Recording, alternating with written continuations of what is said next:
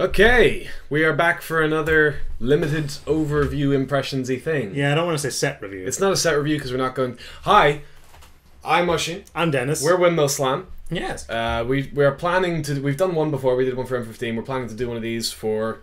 New sets. The foreseeable future. Hopefully. For every set that comes out. Unless you hate them. Or us. In which case, go away. Oh, you mean hate us. Okay. Yeah. Magic cards. So this is Cans of Tarkir. Yes. It is the September set. It's the first set of a 3-set block purportedly. Yeah. Which means, and they're doing something different with the draft format. Do you know about this? Yeah, it's going to go A, B. So calling Cans A, Fate Reforged B, and Louis, whatever the third set is, C. Yeah. The draft format's going to go AAA, then AAB or BAA, and then CCB. Yep. Which is interesting. So you'll never draft Louis, Fate Reforged, Cans. You'll never draft Cans and Louis together. Exactly. Unless you want to. Sure. But those are the sanctioned formats that they're recommending, which is different.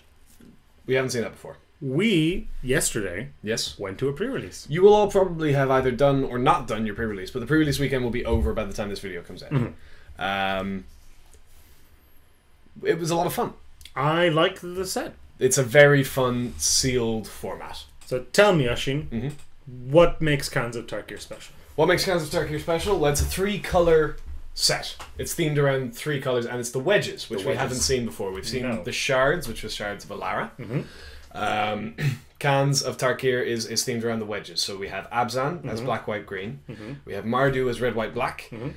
We have Timur as red, blue, green. I don't want to screw this up. I'm definitely going to. We have Jeskai, which is blue, white, red. And one more. And we have Sultai, which is black, blue, green. Yep. So now, interestingly, we have official names for the wedges, which originally we've been calling Bug, USA, Rug, Rug, whatever.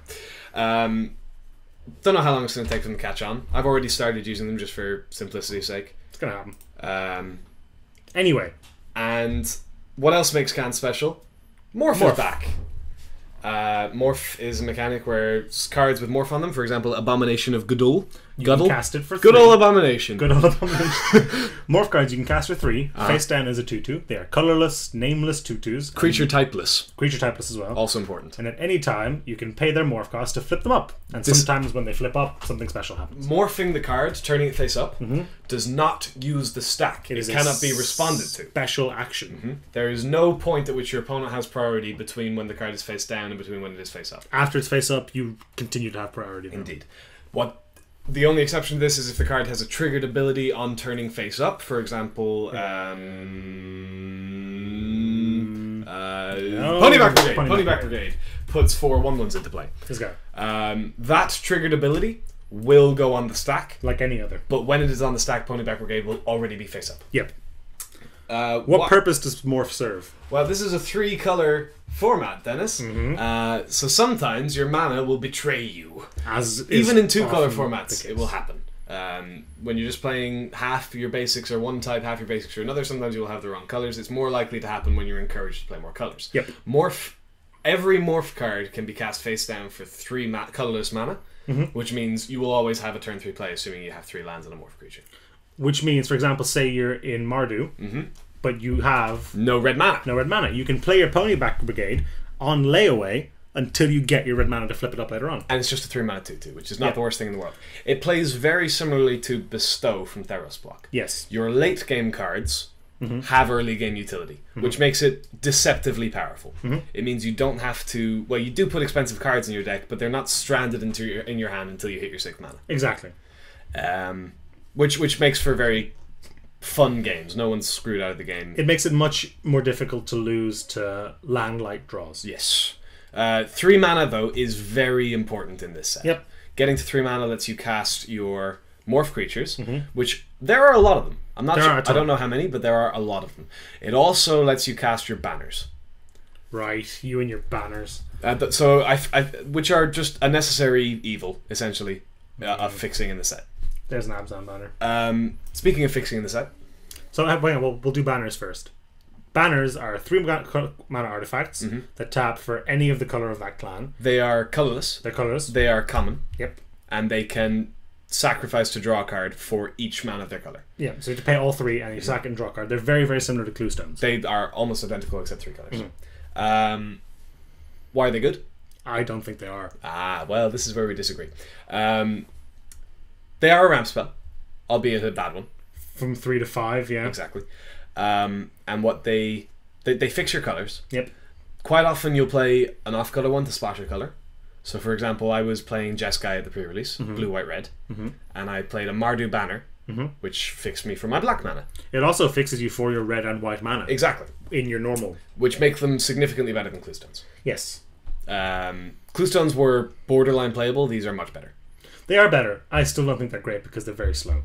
They are what you would call a necessary evil. Like you can build a very streamlined deck that doesn't need them. Fair. But the more kind of power heavy decks, the more variant, as it were, decks are going to want banners. My issue with them is that just before you emphasized how important turn 3 is for playing your morphs and things that interact playing with morphs. Something on turn 3 is very important in this format.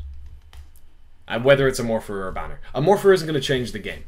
No, but it gets you on the board. Oh, thing about morph that we forgot to mention, right? What? Wizards have instigated this policy in cans, which I think is quite wise. In combat, no morph creature will eat another morph creature unless its morph cost is 5 or more. Yes. I don't know if I explained that well. Is that so phrased properly? If you morph a creature, unless that creature costs 5 mana or more, it will at least trade for an unmorphed morph. So usually that means nothing with more than 3 toughness or first strike. Yeah. Will morph for less than 5 mana. Which means when you are attacking or blocking, you can be reasonably safe. Unless they have 5 mana. Unless they have 5 mana up, in which case you should be nervous because 5 mana is a lot. Yes. They could have any number of things, including a scary morph thing. And I think it's a good move. It makes the board states a lot less complicated. And it kind of reduces the number of things you need to think about in combat, which is already quite a lot with morph on the table. Yep, absolutely. Do you like the way morph plays? I do like it. I do like it. I think it's... People play morph creatures with alarming consistency. There's enough playable ones that you're not going to be 100% sure what any face down creature is. Every game I played had between 3 and 6 morphs played in it. Like, I mean face down. Like obviously people play them just normal cast, but face down morphs was at least between the two of us 2 to 6 morphs every single game. So things that profitably deal with morphs, like things like 2/3s or 3/3s, are fantastic. Yeah, much better than in any other format. Yes. Even bears trade for morphs, great. 2 mana 2/1s. Yep, all perfectly fine. The issue with turn 3 is important because of morph. I think banners are too clunky. I will admit, if you don't have other fixing and you're planning on running a 3-color deck, or even more, you'll need a banner. If you're running a 4-color deck, you should probably just have a banner or 2. Yes. Admittedly, my sample size is tiny because you played a very aggressive, streamlined deck. I chose Mardu. This is what I'm saying. The banners are there for the clunkier decks. Yeah, the decks that do something very powerful. And have a couple of those things. The decks that are more streamlined probably don't want a banner. Sure. I had a banner. I had a Mardu banner. I just didn't play it. Okay. And that was because your deck was low curve and aggressive. Higher curve, more mid-rangey deck will probably want banners. The fixing that I'm on board for are these bad boys. Also at common. Colloquially known as refuges. I think so. Because they are similar to the refuges. I believe those are only ally color. These are almost identical, but they have new names, and there's also enemy colors available. There are 10 of them. They all tap for 2 colors of land, and they enter the battlefield tapped, and you gain a life when they enter the battlefield. They had enemy refuges before. They just changed the names because their old names were plane specific. Were they? Yeah, so now you have 2 of these. Okay. In case that's relevant for your modern deck. for Pauper? I don't know. Okay. Anyway, they're guild gates that gain you a life. Yep, they don't say gate on them. No, fine, sure. But they are just better than the guild gates. And that's what I like my fixing for. Admittedly, I assume you also prefer these to banners. I do. So it's a bit silly saying that makes banners bad just because these are better. I did notice they contribute to slowing down the format because you gain 2 to 3 life. Most games in the sealed I played, players were effectively starting on 22, 23 life. I think because over the course of a longish game, you're going to play 3 of those. The fetch lands are back. Let's go up slower. We have common. Oh, the uncommon ones. We also have uncommon Tri-lands. The clan Tri-lands. Clan Tri-lands. We have seen Shard Tri-lands before. Now we have Clan Tri-lands. They enter the battlefield tapped. They tap for 3 colors of mana. They're fantastic. That's it. In draft, you can pick them over just... the card you would take over your on-color Tri-land has to be exceedingly powerful. Because they fix you for all of your colors of mana. Yes. And there's very little stuff that happens on turn 1. No, very close to nothing. So tapped lands tend to be quite good in this. You think the format's slow? I think it's middling. Almost all of the fixing is slow. Fair. And it's a fixing dependent format. Fair, that seems reasonable. Because all of your fixing either enters the battlefield tapped or costs 3 mana. Yeah, okay, I can see that. So it seems to be quite a slow format for me. I don't think it's that slow. I think... Again, sample size. Yes, you like I say, you played a very aggressive deck. Almost all of the decks I played against, nothing really meaningful happened until turn 3. And that was usually I'd play a morph creature or a banner. Yeah. And then nothing really interactive happened until turn 4 or 5. I guess that's right. I just had a lot of 2-drops and 3-drops. 2-drops, like I say, in any slow format, if there is a viable aggressive deck, it becomes a lot more powerful. Assuming because you can people get aren't together, prepared for it. Yep. Like in Gatecrash, the Simic deck and the Orzhov deck wanted to be quite slow. And they're quite good decks. They wanted to be quite slow, but they had to play a ton of 2-drops because otherwise they just get steamrolled by Boros. I don't think Mardu would be the equivalent here. But it's not going to be. I don't think it's that strong. Do you think the format supports 2-color decks? Yes. Yeah, I do. They're not going to be as powerful. Inherently, no. They as might in be the fast. cards aren't going to be as, but the individual cards aren't going to be as powerful. Yeah. If you can get a very streamlined 2-color deck, you're going to punish a lot of people with shaky mana bases.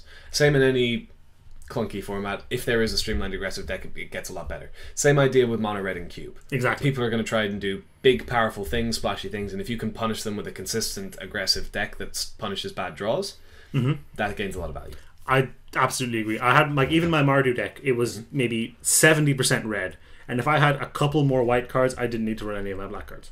Right. That would mean sacrificing something like Ponyback Brigade, which is crazy. I admit that's crazy. A lot of the 3-color cards are the powerhouses of the format, which as they should be, because there's a cost to running them. They at first glance appear undercosted, so things like I can't think of anything that's not rare now. Yeah, I know. Abzan Guide or something like that. Yeah. 3-color cards that look very undercosted actually aren't, because there's an inherent cost to them being 3-colored. It doesn't look that undercosted. It does when you morph it. Sure. It's just that you might not be able to do it on turn 5. Unless you have appropriate fixing, which is here. So in terms of and then we go to rares. Fetch lands are back. Fetch lands are not fantastic fixing for limited. Agreed. I don't know if they're even that exciting in regular standard play. Where they are exciting is when you open a pack and you go, woohoo, I've paid for my draft. Sure. People are excited because of Courser of Crucifix. That is a strong interaction. Yeah, I'll give you that. And Delve. So yeah, but for limited, I'm not a fan. They are better than the life gain lands in a more aggressive deck. They do a similar job. They don't come in tapped, yep. They actually aren't as long-term efficient as the come into play tapped lands, because they once you've used them once, they only tap for 1 color. Exactly. This can tap for black on turn 3 and red on turn 4. You have to decide. I would still play them. Yeah. I would rather run them over a basic. I think that's fair. Assuming they're in both of my colors. Or 2 of my colors, I should say. But I actually don't think they're as exciting fixing as the Tri-lands, for example. They're not at all. But this is where we disagree. You think banners are just fine. Yeah. Because we have the common and the uncommon, and to an extent whatever the rare, I will be disappointed if I ever have a banner in my deck. I think for almost the duration of cons. I think I like the utility of being able to play it on turn 3 and play 5-drop the following turn. And I found I've been cracking them off late game with surprising consistency. Yeah, I just don't think, they're very comparable to key runes. Cluestones. Key runes cost 3 mana as well, though. Key runes were better. Yeah. Key runes had utility as well. Creatures. Drawing a card does a similar, but not as well. No. So I wasn't happy about key runes. It was fine. They were fine. That's what I'm saying. They're a necessary evil. That being said, fixing in 2 colors is much less important than it is in 3. This does fix for all 3. And while I'm saying I don't like them, and I say I'll be disappointed, I'm going to run a ton of them. I'm going to run a ton of them. Because you're going to have to. Yeah, I agree. And sometimes you just have to play unexciting cards. So we think the format is middling to slow. I would say that. I think there are viable aggressive decks, and if you get them, you're going to be very happy. But I think the majority of your decks are going to be turn 4 or 5 decks. Fixing is extremely important. Where it is on your scale of where you pick it in a draft has yet to be We're not going to be 100% sure. I think the uncommon ones are going to be high picks. I think the common ones you can pick up in packs 2 and 3 fairly easily. I would imagine that if you've settled in on like some powerful gold cards in picks 1 and 2, I think 3, 4, and 5 you'd want to be taking common lands. The common lands, we would. I haven't done the maths, but we'd estimate that you'd see about 1 of them a pack. I think it's more than 1, but yeah. There's 10 of them in a set with 150 commons, something like that. Yeah. So you're expecting to see 1.3-ish a pack. Sure. And so you're going to get them. Whether you get them in the correct colors is going to come down to how well you've read signals and where other people in your draft are. So you're probably more likely to pick them up once you've figured out which clan is open, which is going to be in packs 2 and 3. That being said, if you're in a clan, it's not like in the first 2 sets of RTR block where you're I'm waiting for my guild gate. You have 3. You have 3 options, and they're all common. They're all equal as well. So say you're in Sultai, you can have black blue, blue green, or black green, and they're all fine. Yes. What they haven't done, something that someone mentioned to me that is incorrect. They have not done what they did in Dragon's Maze. No. The common refuge lands have not replaced the land slot. No. They are in a common slot. Which means you don't have to get 1, but you can also get more than 1. Exactly. So that would you play 17 or 18 lands in general in this format? Depends. I know you said in general, to which I responded depends, but I would say I guess 17. If 17 seems about right. If you have a lot of things that morph for high costs, or if you're worried about your mana base, 18 seems reasonable. So I'm going to say my answer is 17 and a half. But with things like Morph and Outlast, which we'll get to soon, they play like Bestow. You can run 17 lands, and when you get to your late mana, then you still have utility off of the creatures you were able to play early. Is that the things we wanted to say about the general state of the format? Before we go into clans, I think so. I think we're probably going to go clan by clan now. Who do you want to start with? Let's start with Abzan, because it starts with an A. Snailed it. Snailed it? Okay. So, Abzan. Abzan is black, white, green, formerly known as Junk. They are sort of the control-y, blocky. They're the mid-rangey. Yeah, you want to be blocking a lot with your Abzan deck until you're ready to smash. Yeah. That's how Abzan tends to play out. It's a little bit similar to how... Sort of. It's a little bit similar to the way Simic played back in Gatecrash. Your creatures get slowly bigger. Yeah, it's not about curving out as much as Simic was. No. It's about having creatures, building them up to a point where you feel comfortable to attack with them. It's definitely a build-up. Yeah. The clan mechanic is Outlast, which you can see on this Abzan Battle Priest. Outlast is a keyworded mechanic, unlike some of them. A keyworded mechanic meaning every time you see the word Outlast, it does the same thing. In this case, Outlast costs 1 white. It means you tap No. Outlast doesn't always cost 1 white. That's in this case. Okay. Outlast cost is the way you'll see it work. Yeah, I know. Yeah, sorry, that was a little bit ambiguous. In this case, it costs a single white. Abzan Battle Priest is what you're talking about, yeah? I'm putting with my finger.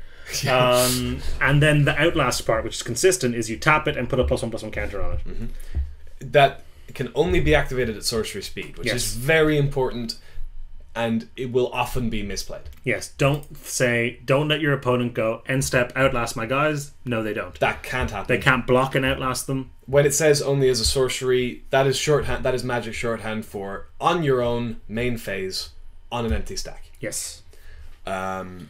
Each creature, and this is a common theme. The Battle Priest is a good example. A lot of the Abzan cards give buffs to all your creatures that have +1/+1 counters on it. From Outlast or otherwise. It does include itself. And there's 3 right in a row here. Yes. It's a common theme. So that's the way Abzan kind of plays. You play your early drop creatures, none of which are embarrassing. No. As vanilla creatures. 3 mana 2/3, fine. 4 mana 3/2, meh. 2 mana 2/1, fine. Perfect. But they all get bigger by paying mana and tapping them. So Abzan would be kind of the slower, blocky build-up deck. And then once you have a critical mass of creatures with +1/+1 counters on them and abilities for them, then you can start beating down. The issue is, Abzan is very, very clunky, because as you just said, it's a slowy, blocky kind of deck, whose main mechanic makes you tap your creatures. Exactly.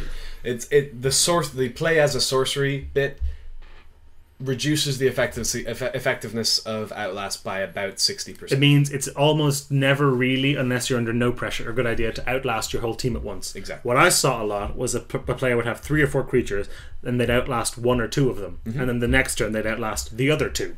And that's probably like the instinct is just go, well, I can make all my guys bigger because I have the mana, but you then will you'll just die. Yes. Things like the Battle Priest gain a lot of value because you can come back from rocky board positions with lifelink. Lifelink. You can easily like the way these abilities all stack. Yes. So if you've outlasted all of these guys, they each have a +1/+1 counter, and they each have lifelink, flying, and first strike, which is crazy. There's also one that gives reach. There's one that gives trample. This Death Touch is Death Touch. Death Touch, yeah. Just very, very efficient mass pump spells. Suffers a little bit, but not too much. A little bit from the sliver problem. Where, for example, if you have the Bondkin, Abzan, I knock Bondkin, right? All of my +1, I have 4 creatures, all of them have +1/+1 counters on them, they all have first strike. I can stack block this thing, and then an instant speed removal spell hits your Bondkin, all your creatures immediately lose first strike. Yes. That does come up. Or if you swing out and they kill your flyer, now they can block all your guys. So you want to watch out for open mana when you are making alpha strikes or alpha blocks with your mass pumped guys. We'll talk about removal after we finish the clans. So do you think Abzan is the most powerful clan? I originally did. Because I overestimated Outlast. I thought it was going to be extremely powerful. It turns out to be a lot clunkier than I thought it was. Go to the gold cards, would you? Yep. Abzan does have some very powerful undercosted creatures. This isn't undercosted, but this is very efficient. Undermorph costed, yeah. Anafenza is obviously... that's a mythic. But Abzan Guide is a powerhouse. Abzan Guide is very strong. It's one of the, as we talked about, it's 5 mana to morph, but it does eat any other morph creature. Every clan has a morph creature that for all 3 colors at common that costs 3 to morph, obviously, and costs 5 to unmorph. And I think they all cost 6 to play. They all cost 6 for normal cast. So there's the Abzan one. We'll talk about the others. So, how do you feel about Abzan having played with or against it? It's very powerful. It's not as powerful as I initially thought it would be. It's definitely in the top 3 clans. Yes. I think there are 3 that are interchangeable and 2 very clear underdogs. Losers. Big losers. Don't talk about us like that. You picked a loser one. I think it's very mid-range to late gamey, and if they can live long enough, they will, no pun intended, outlast you. Yes. Abzan is a deck that does want a banner. I think that's reasonable. Because it will be a slower, more grindy deck. Sure. It has access to a lot of very powerful removal in white and black. Yep. It has access to very big creatures. In its own colours. And in green. And it has access to a lot of mass pump, both in its Outlast effect and in those black-white warriors. It also has, something I'm going to talk about later, access to the warrior sub-theme. That was what I was going to say. Oh. Anyway, Abzan shares colours with Mardu, and it shares colours with Sultai. Yep. As these are the ones it shares two colours with. Yeah. So pairing raid cards and delve cards with Abzan. Pairing raid cards with Abzan is a little bit awkward. Because Outlast makes you tap creatures, raid makes you attack with them. Exactly. So you're doing different things. Pairing delve cards with them isn't the worst. Because you want to go late game anyway. That seems reasonable. Abzan wants to trade resources quite often. And because it's lower end resources, it's 3 drops, can eventually tussle with 5 drops. Exactly. So delve synergizes with that quite nicely. That seems reasonable. Any closing notes on Abzan? Closing notes on Abzan. Yeah, it at first glance, Abzan is the most powerful clan in the set. Outlast plays a lot clunkier than it looks. So don't get turned off on Abzan by that, because it's still very powerful. But be careful building an Abzan deck that you don't just die to aggression. It's not even playing it. It's not even building it. It's more playing it and knowing what to outlast when. There's a lot of life gain effects, so you can come back from early attackers. Yep, even the lands. Yeah, but you will have trouble with flyers sometimes without either the reach guy or the flyer guy. There's some other green reach creatures, and there's some white flyers. Exactly. So be prepared for aggression when you're playing your Abzan deck and building your Abzan deck, and don't run into Jeskai, who are tempo-y. Or Mardu, who are good. Mardu! Let's talk about Mardu. I chose Mardu. Mardu is what colours? Red, black, and white. What was that originally called, Dennis? Nobody knows! Oros, or Orzov, or Dega, or Borzov. Now it's Mordu. Mardu. Mordu. Mardu is the aggressive, quote unquote, clan of the set. It has huge. Oh, there's the whole flavor. Sorry, I interrupted. Go ahead. There's the whole flavor thing in the set. Where each clan is about a different aspect of the dragon. You know, I literally have no idea what you're talking about. Abzan is like endurance. They're the endurance of the dragon. They've got their symbol, I think, is the scales of the dragon. Sure. And then Mardu is all about the speed of the dragon, and they've got the wings. That's the flavor thing behind the watermarks. This isn't translating because this is audio only. I'm giving you a very confused look. Yeah, Dennis thinks flavor is something to do with soup. He doesn't realize. Yeah, what are you talking magic. about? Anyway, Mardu has all of the removal in the world because it has all of the red burn, all of the black kill spells, and all of the white exile spells. And kill spells. Which means normally you might think that seems pretty controlly, but in this case it's get stuff out of the way. Get stuff out of the way to hit them with things that trigger raid. What is raid, Dennis? Raid is not a keyword. Raid is what's called an ability word, where the word raid, if you see raid on a card, it doesn't actually have any rules connotations on its own. No, for example, Arrowstorm. So what raid actually means, what the function of raid on a card is to go, hey look, something's going to happen when you attack with a creature, or if you have attacked with a creature. So Arrowstorm, for example, deals 4 damage to target creature or player, or if you have attacked with the creature this turn, which is the common thing to all raid cards. Yes. Instead, it deals 5. So some creatures will have ETB effects that only trigger when you have activated raid. Lots of them do, in fact. Some spells get better or have additional effects with raid. So, when is raid active? Raid is active any time after you have declared a creature as an attacker. So it's during the declare attacker step, assuming you have declared an attacker. Yes. And any time after that, which includes blockers, end combat, your second main, and your end step. Yes. Raid is a nice mechanic in terms of as a teaching tool for new players. Because typically in Limited, the correct thing to do is attack with your creatures first and then play your other creatures. And Raid encourages you to do that. So it's a nice little learning tool. I like what Wizards did there. While Outlast is something that you have to think about when you do it, or rather, what could you do it with? Yeah, Raid, Outlast is a difficult mechanic to play. Yeah, Raid is trivially easy to activate. Because Mardu always wants to be attacking. Yes. There are some times when it will be correct to throw away a creature, or offer a throwaway of a creature, just to activate, for example, your Mardu Heartpiercer, or to make your Arrowstorm kill their 5 toughness guy. Or them. And because there are combat tricks in the set, just like any other, and if you make a suspicious attack, you attack your 2/2 into their 2/3. Often people just won't block because there's combat tricks, there's removal, there's and if you're doing it with all of your mana up, maybe they just won't block because you'll ride down. So does Mardu have a lot of evasion to help with raid? Not really. There is no intimidate in the set, which is interesting. There's no intimidate because it would be underwhelming in the set. Yes, exactly. A lot of multicolored creatures make intimidate a lot worse. There's no intimidate. They have very few flyers. They have some flying in their white cards. They have some death touch, which isn't really evasion. It's I don't want to block that. Yeah, they have some amount of trample with not a ton. Well, it's in ride down and stuff. But mostly they have raid and removal. And so would you? That's it. It doesn't.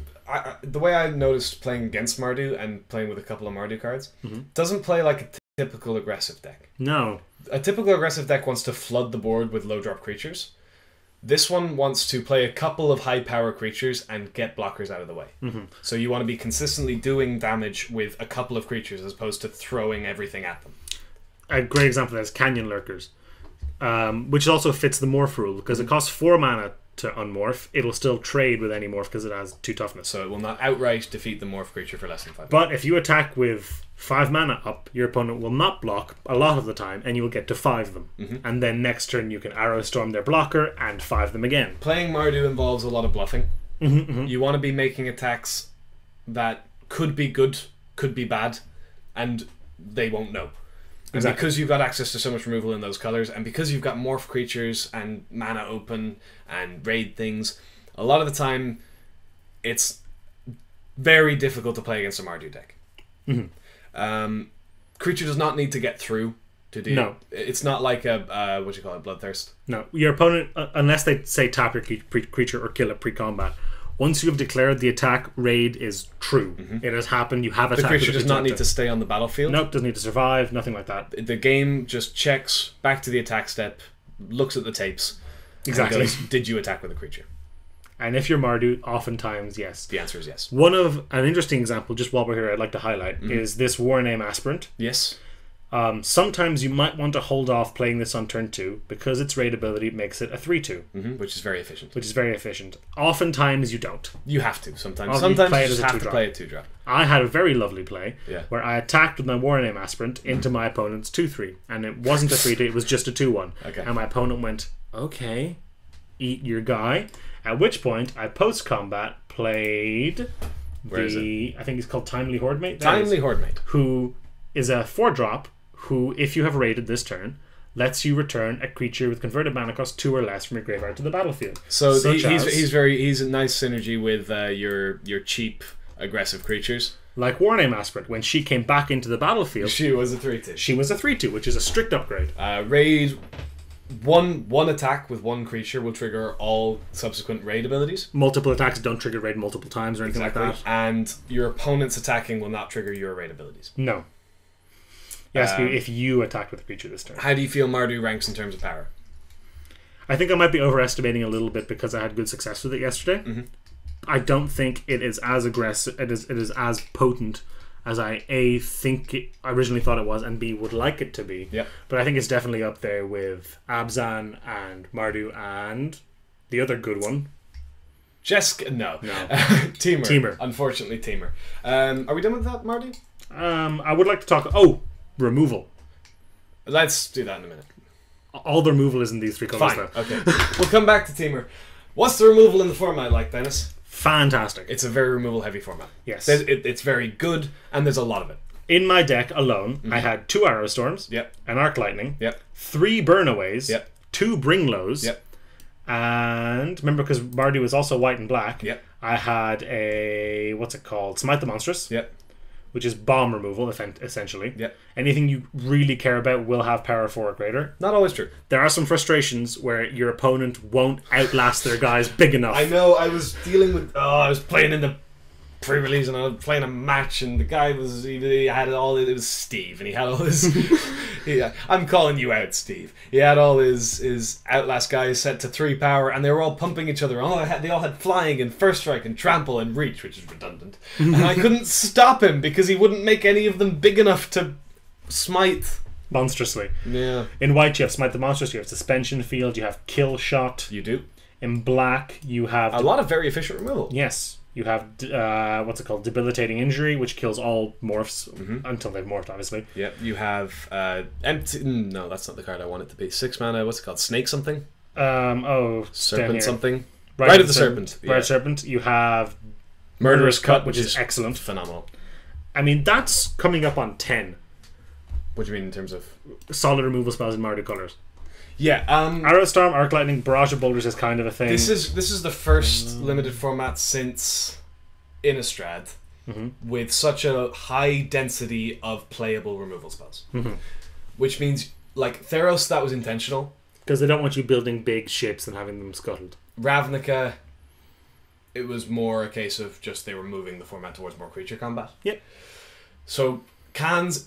That's another factor contributing to the slowness of the format. Any threat that they present can be dealt with reasonably easily. By many different methods. It does put you at a significant disadvantage if you are not playing red, white, or black. So if you're no one's green, blue. If you're just straight 2 colours. Yeah, I mean, if you... A clan with 2 of those colours, which we have noticed, is going to be more efficient than... The exception's Temur. Temur, yeah. So that's all I wanted to say about removal. Removal is very good. While we're here, this is fantastic. Active Treason. I think it might have overperformed for me a little bit, and I don't think it'll be as good as I think it is now. Okay. I traditionally love these kinds of effects because I like playing aggressive decks, because I like asking questions rather than providing answers. Okay. And this removes one of their blockers and gives you an extra attacker. It can kill people out of nowhere. It's a much better lava axe.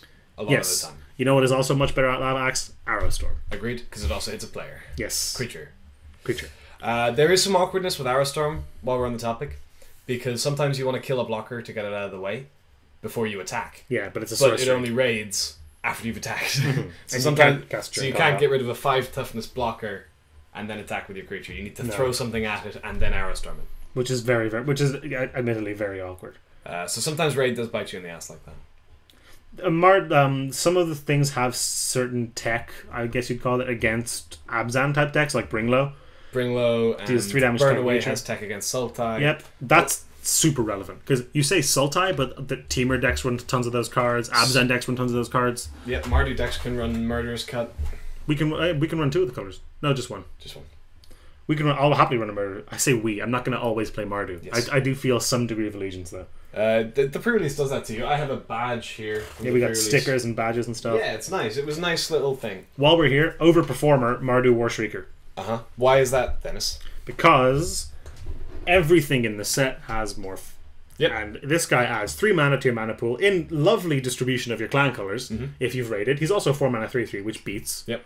And you get to go the beautiful turn 4 of going attack with my 3-drop. Maybe it's a morph card. Sure. They block whatever. You don't care anymore. You play Warshrieker and you morph another thing. And there is never a time. I did that so many times yesterday.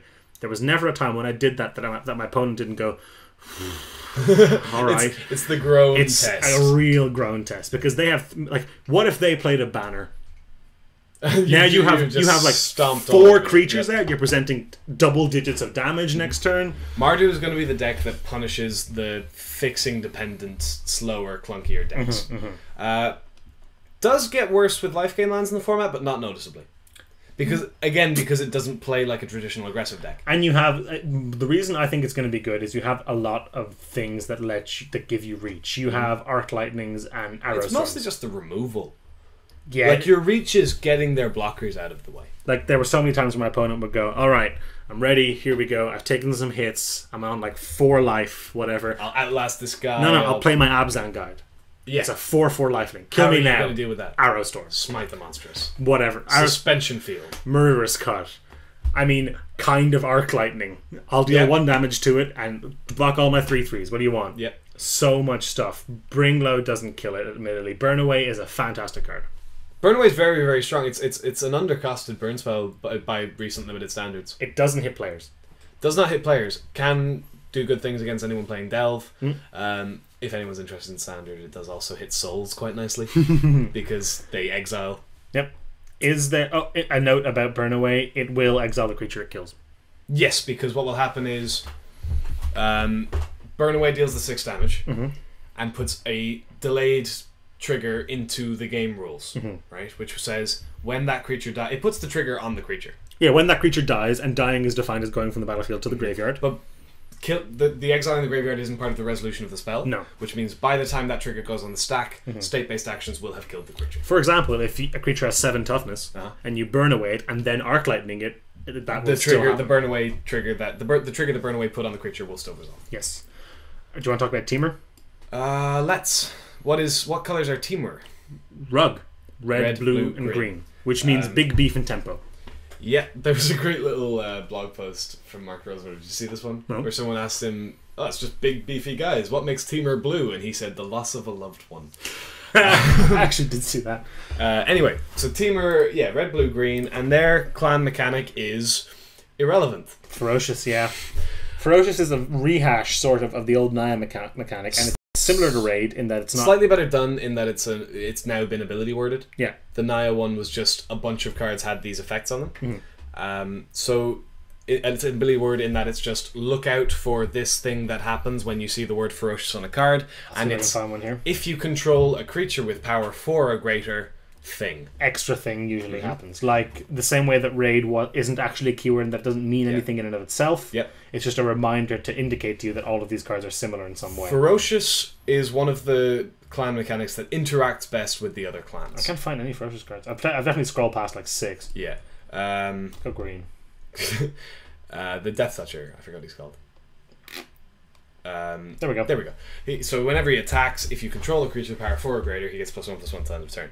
So if you control a creature with power 4 or greater thing, that is the ferocious part. Question. Yeah. If he attacks and you don't control a creature with power 4 or greater, yes, does the trigger go on the stack? No. So that has an intervening if clause, which it's called, which means it checks twice. Yes. When it would be put onto the stack, and if the condition is not true, it is no longer true, and on resolution. Which means if I attack and I don't control a creature, but as I declare attackers, I pump a guy, doesn't count. But if I control a creature with power 4 or greater, and I attack you, and with that trigger on the stack you kill my 4/4, he will not get the ability will resolve but do not do anything. It'll be like, did you control one? Countered on resolution or resolve and not do anything? I always forget which one it is. It doesn't really matter. No, it's net same effect. It will not give the creature +1/+1. It's called an intervening if, and it comes up a lot in Magic. It checks when it would go on the stack, and it checks again as it would resolve, the same way Evolve did. Yes. So, it has Ferocious doesn't actually come up that much. As in, you don't play a Ferocious deck. No, because there's nothing you can do to play a Ferocious deck except for play big creatures. Which you want to do anyway. For the most part. Whereas in Raid, you can decide, like, oh, I want to attack like this. In Outlast, you can be like, oh, I want to Outlast this guy this turn, this guy another time. This is just something that is tacked on and will happen sometimes. Exactly. So it's the one you have to think about the least. It might act as a tiebreaker in a draft, where if you're drafting a creature that's a 3/5 or a creature that's a 4/4, you take the 4/4. You'd probably take the 4/4 anyway, but maybe you take the 4/3 because it triggers Ferocious. Ferocious is the one that interacts best with a lot of the other clan mechanics. Outlast makes it easier to trigger. Raid wants you to have big creatures. Sure. Prowess comes up. I had a lot of games where I had the 3/1 Prowess. Well, we'll talk about this later. Prowess is the Jeskai clan mechanic, which we will come to. But for those of you who know this, it gives +1/+1 whenever you cast a non-creature spell. And Icy Blast it's a rare, but it's blue X, tap X target creatures. Ferocious, they don't untap next turn. So what would happen is you cast the spell. The Prowess trigger happens when you cast the spell. So when the spell goes to resolve, you do have a 4-power creature. Because it made your 3/1s into 4/2s. Exactly. Which is just kind of a cute interaction. I did not. I played against some Teamer decks. They seem fine. The blue is very underwhelming for the most part in Teamer. Yeah, it seems like they're pushing them in a direction of play big things and counter other stuff. Counter spells in Limited are traditionally not very good. So they just end up being play big things and steal some of Mardu's removal. Essentially. And they just play similar to the way Gruul did.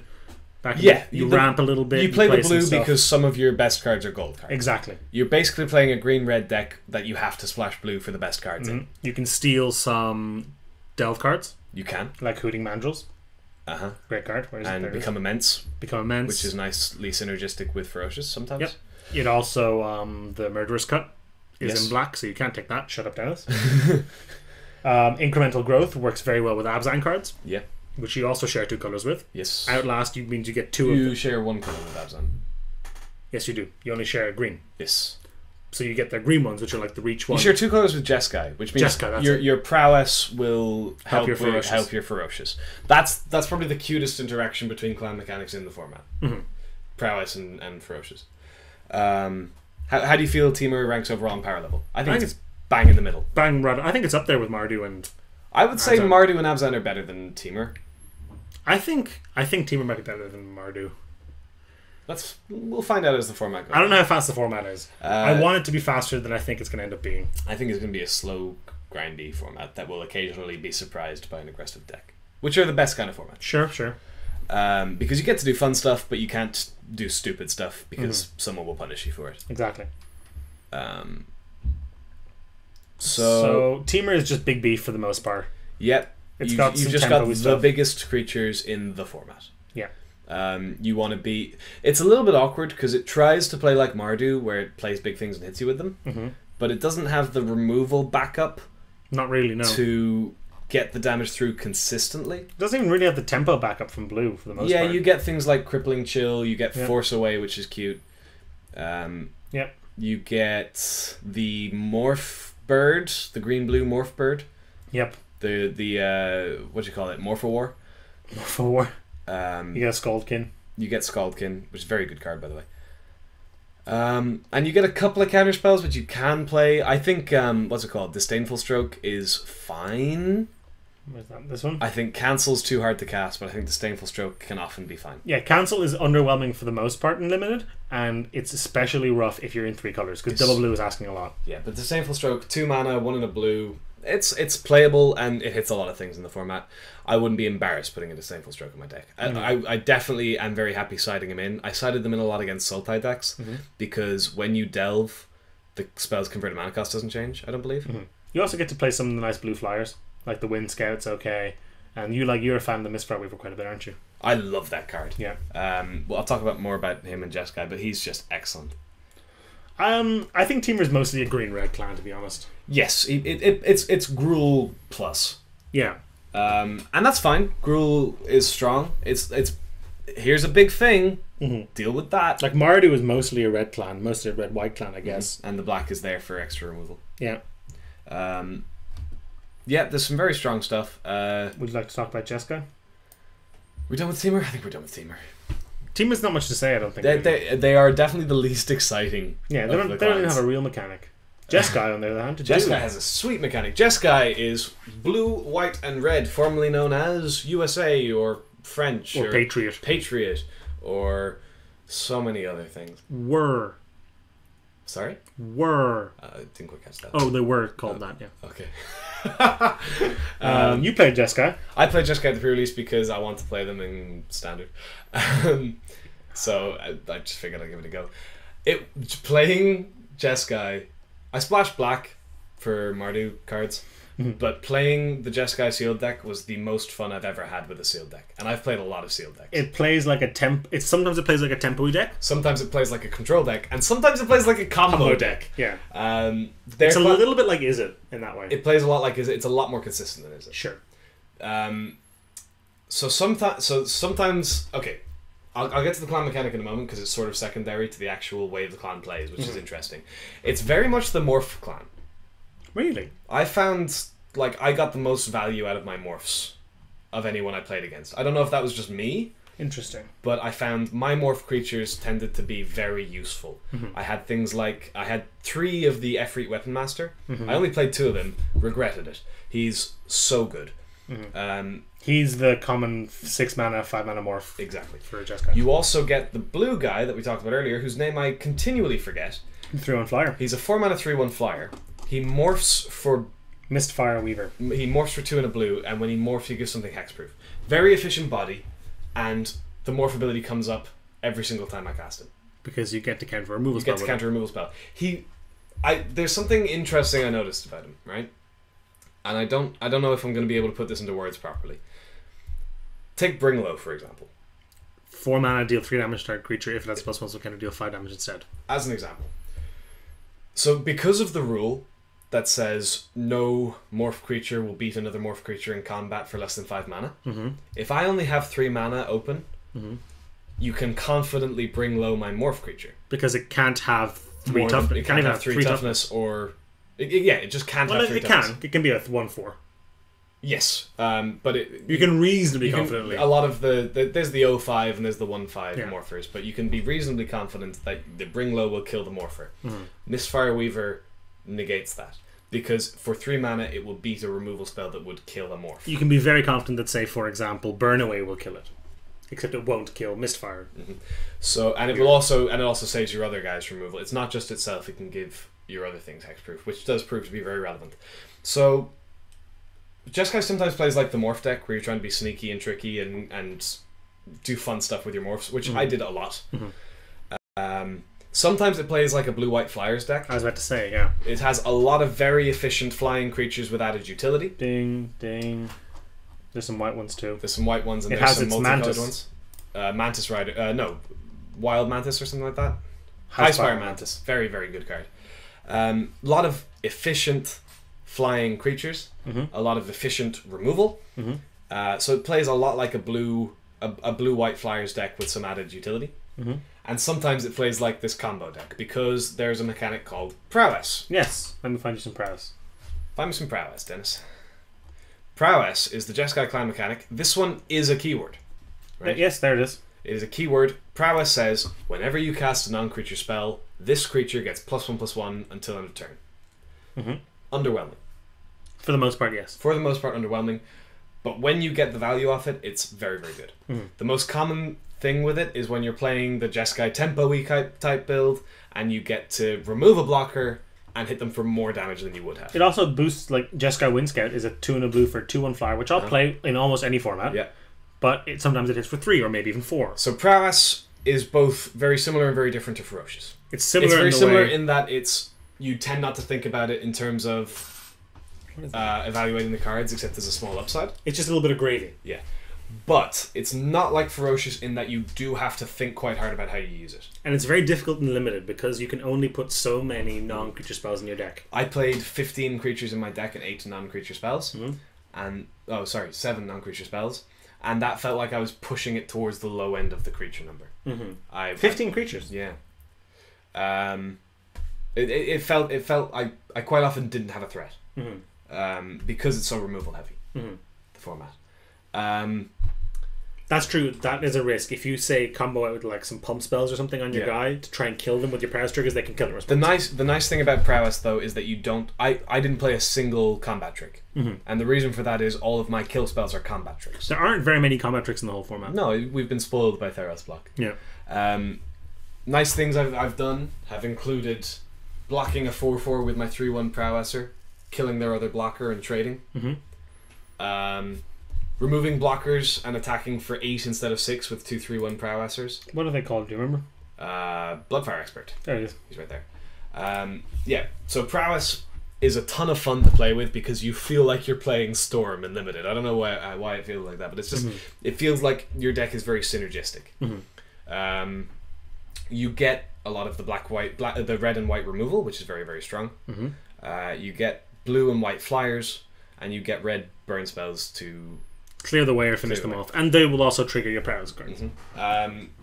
So yeah, removal is prized very highly in a Jeskai deck. Flyers are prized very highly in a Jeskai deck. Flyers with prowess are better than flyers for the most part, and other things are there to fill in the gaps. I don't think Jeskai is one of the more powerful clans. I don't think any of the clans are unplayable. No. Mostly because, for example, people will consider Abzan the best clan, and people will generally consider Sultai the worst clan. But you share 2 colors. They share 2 colors. You can cast about 60% of Abzan spells if you're a straight Sultai deck. Yes. So the power level really isn't that large a gradient. No. Jeskai was a ton of fun. Yeah. If you want to play a sealed deck and just have a hoot with it. Now we've missed the pre-release, but the Magic Online pre-release is in 2 weeks. Yes, so for your Magic Online pre-release, if you want to just have a hoot with the format and play a deck that requires you to think a lot and your wins feel like you've earned them when you're playing with a Jeskai deck, I'd recommend Jeskai. Okay. Sultai? Where does it rank in terms of power? 4th. I would have said straight 4th. It is probably not as powerful as... Now, this one is interesting. It's not as raw. The cards in Jeskai are not as rawly powerful as the Mardu cards, the Abzan cards, or the Temur cards. Having played with it, I think a good Jeskai deck with a lot of interaction and synergy between the cards is a lot better than a similarly synergistic Mardu or Temur deck. So you think the synergy, if done correctly, is enough to make up for the power difference? The cards are less rawly powerful, but the deck as a whole is very strong. Interesting. Okay. And again, caveat, it takes a lot of thought. It's a hard deck to play, but because of that, it's a fun deck to play, and your wins feel like you've outplayed your opponent. Okay. Which isn't always true in Limited. Would you like to talk about Sultai? Nah. Alright. Let's not. Call it a day. I only played one Sultai player. His deck wasn't very good. Sultai, I mean, you could see it from the moment we started handing out pre-release packs yesterday. Sultai was just left sitting on the table. There was 50 people there. One person willingly chose a Sultai deck. Everyone else who played Sultai was stuck with it. Yes. Now, Sultai's mechanic is Delve, which lets you... Delve is a reprinted mechanic from Future Sight. Yes, it lets you pay for a part of a spell's cost. Colorless cost. Colorless cost by exiling cards from your graveyard. Cards, not creature cards. Not creatures. An important distinction, and one that has not been true for quite a while in Magic's graveyarding days. It's similar to Convoke, except Convoke lets you pay for coloured mana. Delve never will. Yeah, it follows a lot of the same rules. Yes. It doesn't reduce the converted mana cost of the spell. Agreed, which is what I mentioned with the Shameful Stroke. So there's Murderous Cut, for example, which is a 5 mana instant seed spell which has destroy target creature. Stop right there. I'm sold. Done. Great. You can play it for a single black if you exile 4 cards from your graveyard. Which is very doable. Yes. The thing about Delve in Sultai is I did not see a lot of enablers. There's no Satyr Wayfinder. All of the enablers are uncommon or rare. Yeah, there's no Satyr Wayfinder. There's no Necromancer's Assistant, that kind of thing. It feels like Sultai is a deck they're pushing for Constructed. And as a result, it's lost a lot of its utility in Limited. The other problem is, while playing a Convoke spell will often let you cast further Convoke spells, Delve is cannibalistic. Yeah, you're a decent Delve deck can at most support 3 heavy Delve spells. Exactly, because every Delve you cast by exiling cards from your graveyard makes subsequent Delves more difficult to cast. Exactly. Having a few Delve spells is much stronger than having no Delve spells, but also much stronger than having 10. Yes. There are some. I think 3 to 4 is the perfect number of Delve spells. Having said that, I will play any number of Murderous Cuts I get because they're fine on 5. I'll cast it for 5, yeah, no problem. Exactly. I'll quite often cast it for 5 even if I have cards in my graveyard because I want to save them for my big Delve things. I mean, there's other ways to fill your graveyard as well, like casting Despise, for example. Playing cheap creatures that trade. Removing, like, using Debilitating Injury on a Morph, kills their Morph, kills your Debilitating Injury. Small Death Touchers or... Yeah, trading creatures, all that stuff. Trading creatures, and then you really want, to be honest, some of the Delve rares. The big payoffs for Delve is Necropolis Fiend. Empty the Pits, I'm not convinced on. A little much. Yeah. The 4 black. You can't delve for that. You can never delve coloured mana. No. So you need that 4 black in your 3 colour deck. Yeah, or not. It could be 2 colour, I guess. But it's hard to do for sure. It is an instant, which is cute. That is Abomination, good old Abomination there. That is a very good enabler for Delve. And it is the they're 6 mana, 5 mana guy. And it's a very strong one. 3/4 flyer for more 5 mana, totally fine. Whenever it deals combat damage to a player, you get to loot. Which is super strong. Which is card selection, it's digging through your deck, and it's filling up your bin. That's a very, very, very good card. So Sultai definitely has the lowest power level of cards. But as we said, it still shares so much with Abzan and... So the issue really with Sultai is that while all the other clan mechanics make the deck feel synergistic, Delve doesn't. Delve is just some of your cards have Delve on them. And sometimes some of your other cards will help you put stuff in your bin. But generally speaking, you're relying on just the actual power level of Delve cards to not Delve cards of just cards in your colors to win. And it feels like in a format where people are playing these very synergy heavy decks, that's just not going to be good enough. So do you think, I think this might be reasonable, is that Sultai is going to play like a teamer deck, except instead of red it has black? No, because red-green is really where teamer shines. Exactly. I think the point of teamer is I think the reason Sultai, I'm stuttering now. Is it going to play like an Abzan deck? It's going to play a lot like an Abzan deck in that it's got a lot of very defensive cards. It's got access to some removal, but not enough. No. It's like how do I phrase this? Sultai wants to play defensively. It wants to go long because it wants to fill up its bin. But Sultai doesn't have access to the best removal in the format. It has access to one color of the best removal in the format. Yes. So it doesn't have access to cheap creatures that block well. Because they're in red and white. Well, no, it has access to some, but there's just not enough of them in the format. Sure. It does have access to some very good morph. And it has some of the cards, like Secret Plans, that like morph. I think Secret Plans is a bad card. I think I do too. But, sometimes you play it. So Sultai can play in the same league as the other decks, but it is definitely the least synergistic and potent. Could you find me what's it Somebody called? Sult. Can anybody find me? What's this called? Sultai Scavenger or something like that? The one that dies for life thing? He's in green. He's mono green. Oh, yeah. Sultai Slayer, I think. Slayer, okay. There's a rules interaction I want to point out here that I spotted someone Not Slayer. miss. Flayer, there he is. Flayer, there he is. That I spotted someone miss yesterday, right? This card reads, whenever a creature you control with toughness 4 or greater dies... So the opposite of ferocious, awkwardly. There's a lot of weird ones like that. There's like Suspension Field hits toughness 3 or greater. What's it called? Smite the Monstrous hits power 4 or greater. Well, that's ferocious. That's fine. But still, it's kind of all over the place. Anyway, Sultai Flayer reads, whenever a creature you control with toughness 4 or greater dies, you gain 4 life, right? Huge. Huge life gain. Huge life gain, and you know it does help with the filling up your graveyard because you want to be trading creatures. A lot of them will have 4 tokens, blah blah blah blah. And it does count itself. It does count itself. But if you are being attacked and you cannot block enough damage to prevent lethal damage, this will not save you from dying. You will die as part of the same state-based action that puts Sultai Flayer into the graveyard, because all combat damage is dealt simultaneously. Which means by the time Sultai Flayer's life gain trigger, which it is, it's not a life link, it is a life gain trigger, is put onto the stack, you are picking up your cards and going to get a drink. Yeah.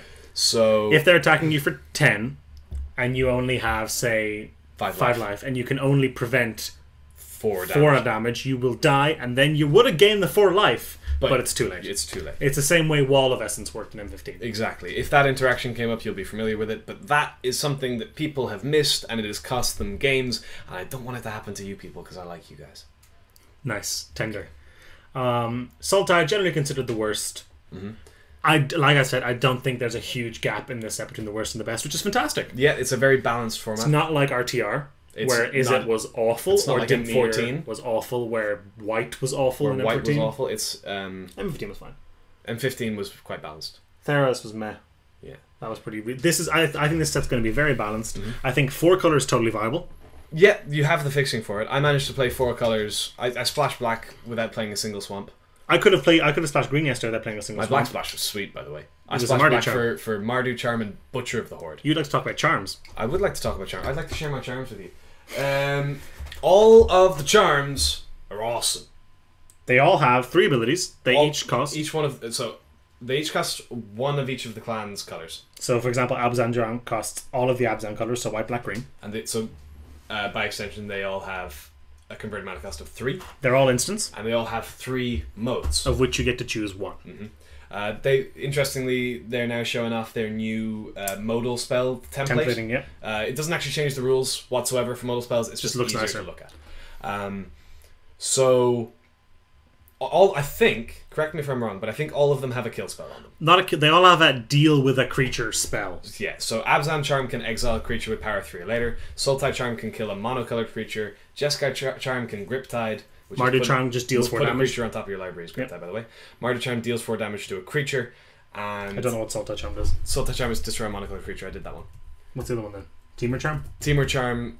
Oh, does it not? Oh, it fights, doesn't it? Oh, it fights, yeah. So they all have a deal with target creature. They all have... And then 2 other relevant abilities. Yeah, right? they're all sort of similar. So, point is, right? 3 mana, all of those effects, you would pay 3 mana for, right? All the kill spell. Yeah. All of the kill spell effects, you would pay 3 mana for at instant speed, right? Now, it is a very awkward 3 mana. It is an awkward 3 mana, and it's often going to be later than 2. It makes it closer to 4 or 5 mana. But really. that is okay, because a lot of times those effects are better later in the game. Exactly. Like when you have a Doomblade, you're not casting it on turn 2. No, exactly. When you have an Ultimate Price, you're not casting it on turn 2. Sultai Charm is cast at about the same time you would cast a Ultimate Price. Yep. Now, what makes them very strong is the other 2 modes. Now, that's not usually, like, I would say 80% of your limited games, you will cast the kill spell mode of your charm. Jeskai Charm, that won't be quite true for. No, but I think the other ones, yeah, I think it's probably, yeah. Yeah, I still think so. 80% of the time you cast a charm, it's going to be to deal with a creature. Dealing with a creature, because removal is important and limited about creatures. But that does not mean the other 2 modes are bad. No, it makes the card. Having additional options makes any card better. In this case, having 2 makes them much better. And almost so. Abzan Charm, for example, gets you to distribute +1/+1 counters among 1 or 2 target creatures, which can help. Like, so say you have the first strikey thing. Yep, you attack, they block, and you go, ha! My guys, two of my guys are bigger, and now they also have first strike, which is a ridiculous blowout. So, and then also it has draw 2 cards. Yep, which is great for if you've run out of gas. It's also crazy that it's instant speed. Yep, you can go, I will hold this Abzan Charm in case he plays a threat I cannot deal with. Oh, he didn't. I'll draw 2 cards. Now it's not quite Silent Blood because you can't target them with it. Good point. But most of the time you target yourself with Silent Blood. The charms are all very good because they're instant speed spells with 3 options, like almost all of which are good. Yeah. So yeah, charms are going to be very high picks. They're very hard to cast. So first picking one is a little risky. I'm not sure if this format is going to be one of the ones where you pick a clan in your first pick and let the fixing sort of try and steer you into it, or if you're going to value like you did in Dragon's Maze, monocolored creatures, mono or only 2-colored creatures. So like say a green even black creature. 2-colored creatures push you into one of two clans. Yeah. So I think monocolored creatures are like powerful monocolored creatures are going to be good first picks. But I think enough of the good rares and uncommons are tricolor that you will often start in a clan, and because it is one of those things where if the guy to your right's in a clan, you're going to be screwed because the fixing will be gone. You have to be able to abandon your colors, or at least shift a little. You could start drafting Abzan. You might have to end up shifting into Sultai or Mardu. Yeah. And that's a small shift. You have to ditch maybe some. You can still splash those gold cards. Exactly. So I don't think anyone's going to have too much trouble. So you have a list of specific things we want to talk about. Yeah, we talked about a bunch of them already. I'm trying to find the list now, but we're having some technical difficulties. We have the list. Okay. All right. Do you want to go first? What was you have the list? Tell me what I wanted to talk about. You wanted to talk about Ponyback Brigade. Ponyback Brigade, my main man. Ponyback Brigade is a fan-friggin-tastic card. Let me find it for you, kids. You can do the typey thing. Yeah, but it's all in alphabetical order. This is much smoother. You're going up. There you go. Ponyback Brigade is a 2/2 for 6 mana. Stick with me. So wait, 6 mana 2/2, Dennis. That sounds awful. I know. Stick with me. It is the Mardu morph that costs 6 and 5 to unmorph. Morph. That makes a 6 mana 2/2 better because it's a 3 mana 2/2. Yeah. Why would you ever unmorph it? Good question. The answer is because when you play it, even if you just normal cast it, or when you flip it face up, you get 3/1/1 goblins. How much power and toughness is that, Dennis? That is 5. 5. That took me just a little too long. So I'd play a 6 mana 5/5. I would play a 5 mana 5/5. Damn right you would. But would you like it spread out over a bunch of creatures? I don't know. How many trumpet blasts do I have? I actually had 0. Oh, well. But I did. Stick with me. I had the less good trumpet blast, which leads me to the second thing I want to talk about. It does. Which was called Rush of Battle. Rush of Battle. What's that, Dennis? It is a sorcery, which I forgot one time, and that was bad. Oh, no. But the other times it was good, which gives all of your creatures +2/+1, and if they're warriors, they gain lifelink until But Dennis, how many warriors could there really be in the format? Glad you asked, Timmy. There are 29 warriors. 29? I bet all of those are rare. Well, you'd be fucking wrong. Only 3 of them are rare. 3. 26 of them. The goblin guy, what's his name? Ponyback Brigade himself is a warrior, his tokens are not. Okay. A lot of the token makers are warriors. There's an X instant that makes 3 warriors. There's the raid guy who makes a 1/1 There's warrior. this rare that outlasts to make warriors. So when you are making tokens, even though a lot of them will be 1/1s, make sure you know which are warriors and which are not. Keep them in separate piles. Yes. There are also... Warriors are chiefly black and white. Okay. Which means they fit in Mardu and indeed in Abzan. Yes.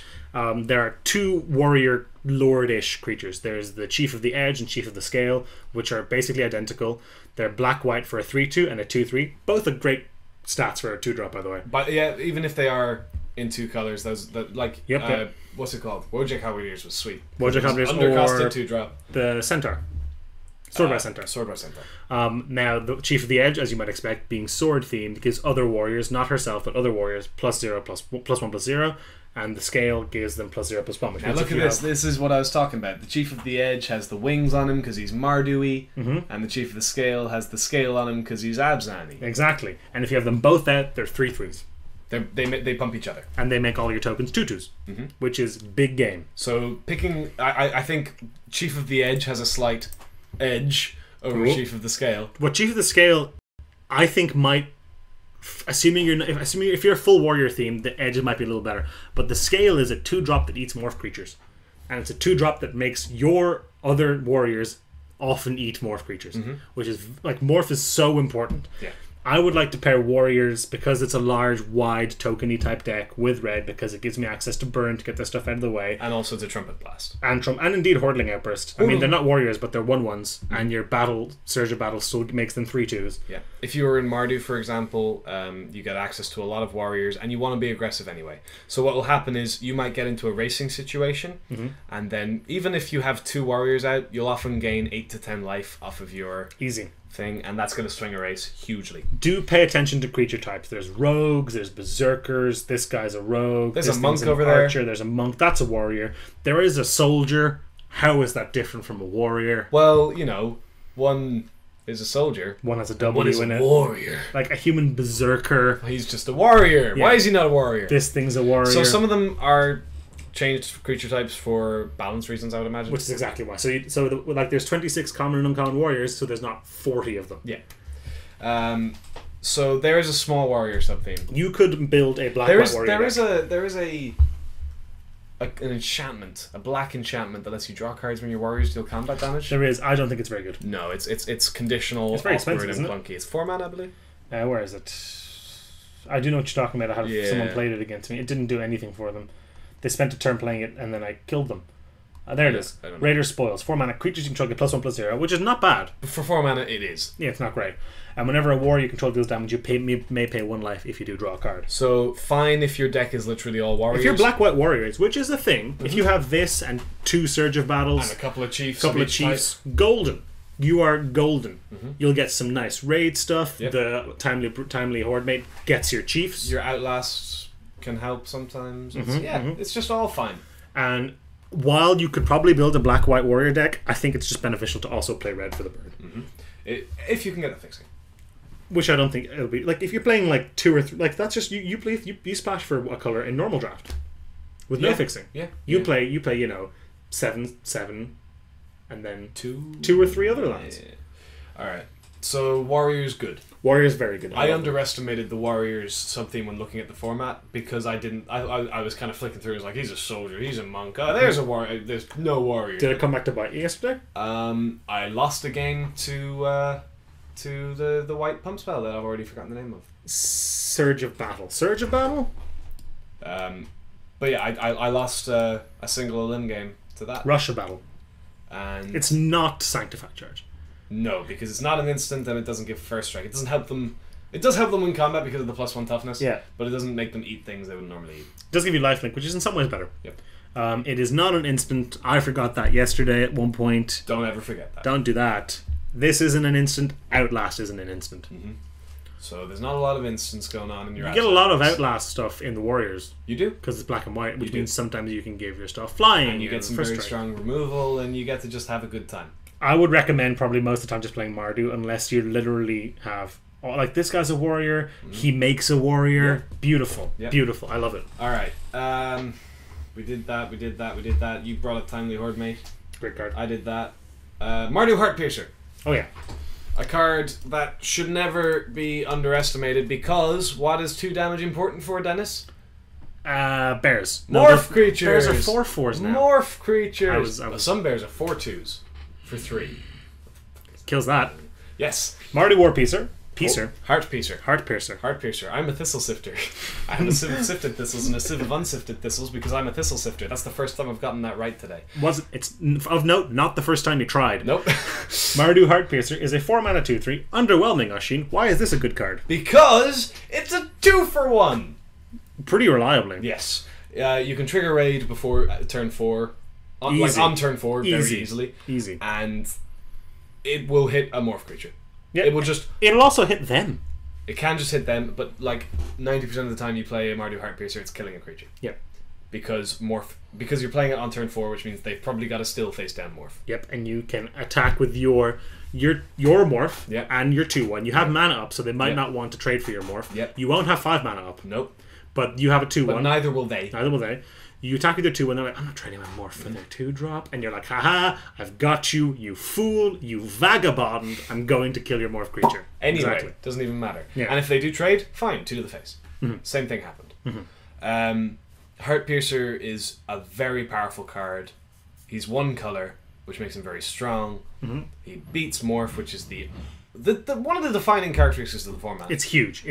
And it's all wrapped up in a very efficient package. He's going to be a very high It's all wrapped up in a neat little package. It's a Simpsons reference. Or indeed a something else reference. What about magic cards? I love those magic cards. He's going to be a very high pick. Watch out for him. I would first pick this card. I absolutely would. Because you can play it in Jeskai or in Temur or hopefully in Mardu because they're the best up the horde. But you know. What else did I have? Efreet Weapon Master. I already talked about him a little bit. He's so good. And then that's all my notes. We're done with notes. What do you think of cons? Or rather, cons! But cons! I love it.